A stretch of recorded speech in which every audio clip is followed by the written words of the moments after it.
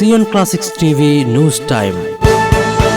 നമസ്കാരം, Zion classics TVയിലേക്ക് സ്വാഗതം. സംസ്ഥാന സർക്കാരിന്റെ മദ്യനയം തിരുത്തണം. ബിഷപ്പ് ജോഷുവ മാർ ഇഗ്നാത്യോസ്, മാവേലിക്കര.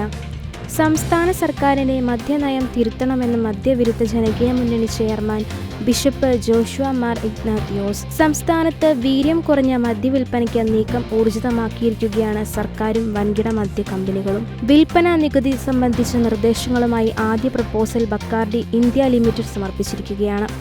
ഈ മാസം 4-നാണ് ബക്കാർഡി കമ്പനി കുറഞ്ഞ നികുതി നിരക്ക് അടങ്ങുന്ന ശുപാർശ സർക്കാരിന് കൈമാറിയത്. GST കമ്മീഷണർ പുതിയ നികുതി നിരക്ക് ശുപാർശ ചെയ്തതിന് പിന്നാലെയാണ് നീക്കം.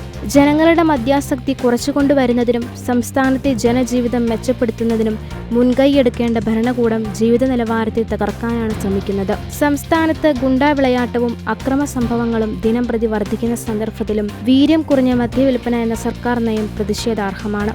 വീര്യം കുറഞ്ഞ മദ്യം ഉൽപ്പാദിപ്പിക്കുന്നതിനൊപ്പം വിവിധ ഭാഗങ്ങളിൽ പുതിയ മദ്യഷോപ്പുകൾ തുറക്കുകയും IT പാർക്കുകളിൽ മദ്യശാലകൾ ആരംഭിക്കുകയും ചെയ്യുന്നതാണ് സർക്കാരിന്റെ പുതിയ മദ്യനയം.